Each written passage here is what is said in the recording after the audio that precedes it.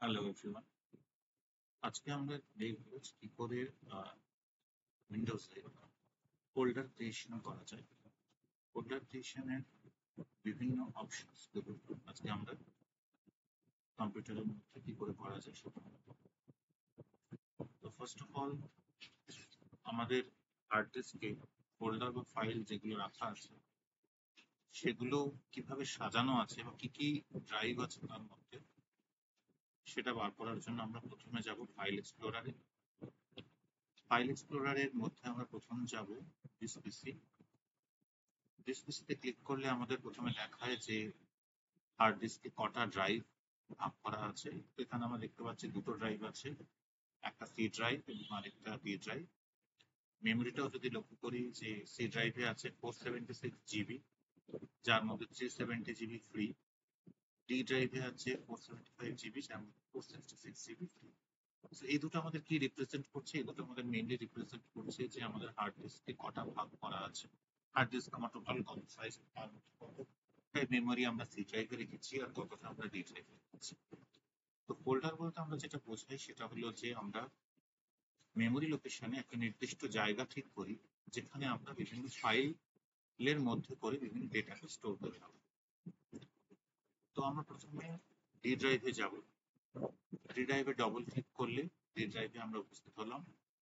D ড্রাইভে এসে যেখানে সাদা অংশ আছে, যে এরিয়াটাতে কোনো ফাইল বা ফোল্ডার নেই, আমরা অ্যাকচুয়ালি দেখতে পাচ্ছি যে অলরেডি ডি ড্রাইভে প্রচুর ফোল্ডার আছে। তো আমরা একটু রাইট সাইডে গিয়ে সেখানে যদি আমরা একটা রাইট ক্লিক করি, রাইট ক্লিক করে যদি আমি যাই নিউ, নিউ দেন যাই ফোল্ডার অপশন, তাহলেও আমরা একটা ফোল্ডার তৈরি হবে, নিউ ফোল্ডার, যেখানে আমরা তার নাম দিলাম টেস্ট প্রজেক্ট টাইপ করে। দিয়ে আমি যদি এন্টার মারি, নতুন ফোল্ডারটা তৈরি হয়ে গেল। এই ফোল্ডারটা ডিলিট করবো কিভাবে? এই ফোল্ডারটা ডিলিট করতে হলে প্রথমে আগে ফোল্ডারটা সিলেক্ট করতে হবে এবং তারপর ডিলিট কি কিবোর্ড থেকে প্রেস করতে হবে, তাহলে ডিলিট হয়ে যাবে। ফোল্ডারটাকে যদি আমাকে ব্যাক করে আনতে হয় তাহলে আমাকে কন্ট্রোল জেড প্রেস করতে হবে। কন্ট্রোল জেড করলে এটা আনডু হবে এবং ফোল্ডারটা ব্যাক করে চলে আসবে।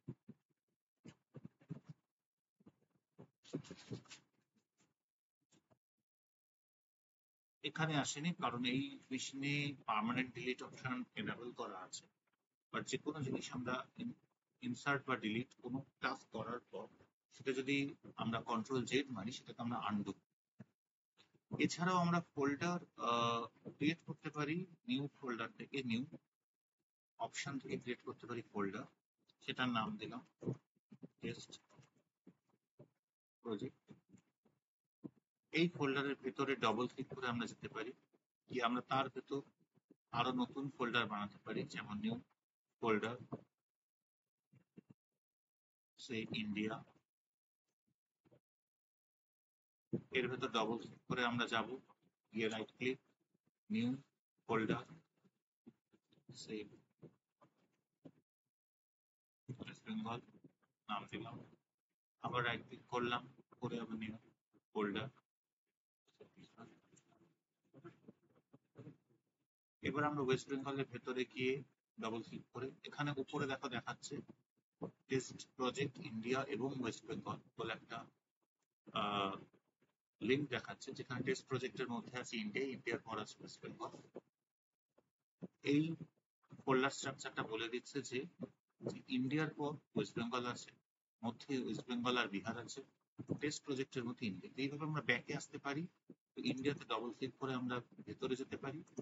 আবার আমরা এই উপর থেকে ব্যাককে ক্লিক করে আমরা আগের ফোল্ডার গুলোতে ব্যাক করতে পারি। এইভাবে নেভিগেশনটা কমপ্লিট করতে পারি। এবং এই বিহার ফোল্ডারের মধ্যে আমি একটা রাইট ক্লিক করে নতুন ফোল্ডার বানালাম, টেস্ট। এটাকে সিলেক্ট করলাম, করে control plus C button press করলে এই ফোল্ডারটা কপি হয়। এবার আমি ওয়েস্ট বেঙ্গলের ভেতরে গিয়ে আমি যদি control plus V button press করি তাহলে ফোল্ডারটা পেস্ট হয়ে যাবে। তেমনি ইন্ডিয়াতে গেলাম, আবার বিহারে গেলাম, দেখলাম টেস্ট ফোল্ডারটা কিন্তু সেখানে রয়ে গেছে। টেস্টটাকে আমরা ডিলিট করলাম, কন্ট্রোল জেড মারলাম, ওটা আবার ব্যাক করে চলে গেল। আবার সিলেক্ট করলাম, ডিলিট করলাম। এবার আমি এখানে আরেকটা ফোল্ডার তৈরি করলাম, নিউ test2। এবার আমরা কন্ট্রোল কপি পেস্টকে যদি কাট পেস্ট করতে চাই, তাহলে আমাদের সিলেক্ট করে কন্ট্রোল এক্স প্রেস করতে হবে, তাহলে এটা কাট হবে। প্রিন্টের ভেতরে গিয়ে, ওয়েস্ট বেঙ্গলের ভেতরে গিয়ে কন্ট্রোল ভি করব, তাহলে আমার হয়ে যাবে পেস্ট। তাহলে আমার, এবার আমি ব্যাক করে যদি বিহারে দেখি, দেখবো যে test2 ফোল্ডারটি কিন্তু প্রেস্টিজ নেই, কারণ এটা ওয়েস্ট বেঙ্গলের মধ্যে চলে এসেছে। এক্ষেত্রে কিন্তু আমাকে ডিলিট করতে হলো না বিহারের ভেতর থেকে।